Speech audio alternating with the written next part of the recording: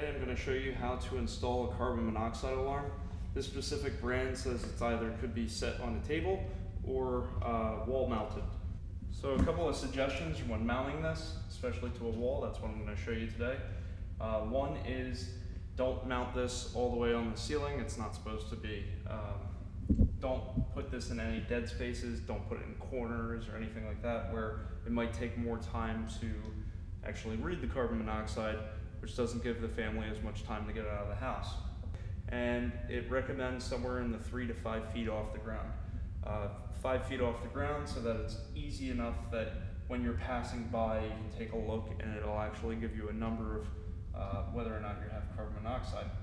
This is in the middle of the house, it's away from the fireplace but still close.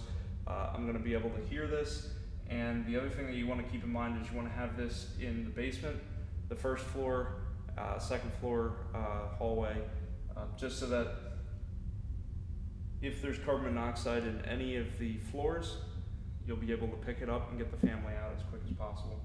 Alright, so one of the things you have to do, for this one at least, open up the back.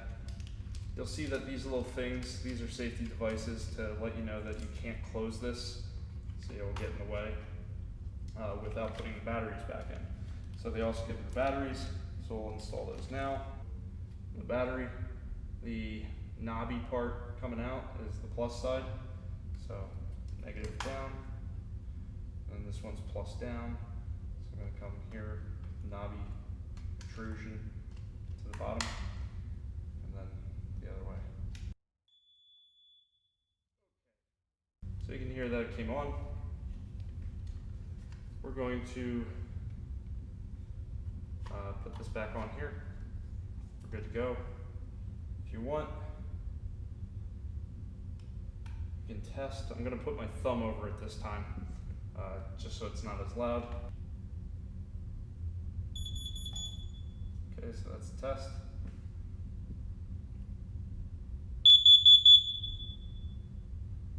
Cool.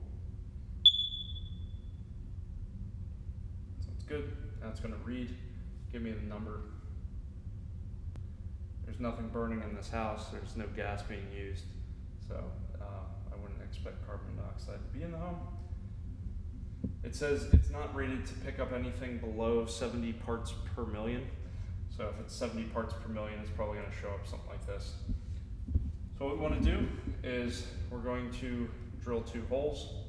They give you the little pack of screws. So if you're going in drywall, you're going to pre-drill a hole into the drywall, 3/16 inch diameter drill bit, and then you're going to shove these in, and then you're going to screw it in. I'll show you that next.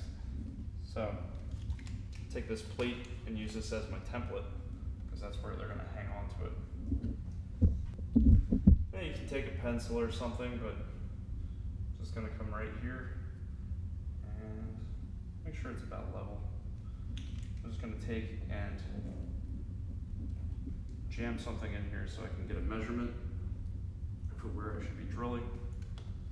So I'll drill there next. Using my 3/16 inch drill bit. Don't really have to go far.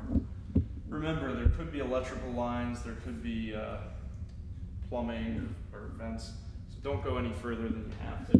So if I put a 1/4 inch in, it goes right in. 3/16, so it's a struggle. Alright, so we're going to tighten these up.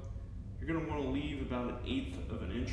You don't want to screw them all the way in because we're just going to hang the carbon monoxide detector over top of it. So you want to have this stick out just a little bit, like an 1/8 of an inch. We're going to slide that on and see how it fits.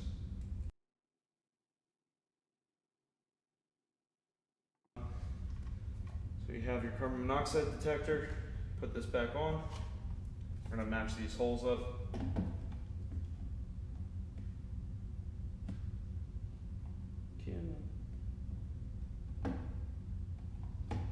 That. You're good. If you like do-it-yourself videos and want to save some money around the house, subscribe. You'll see a lot more useful content. All right, thank you and have a great day.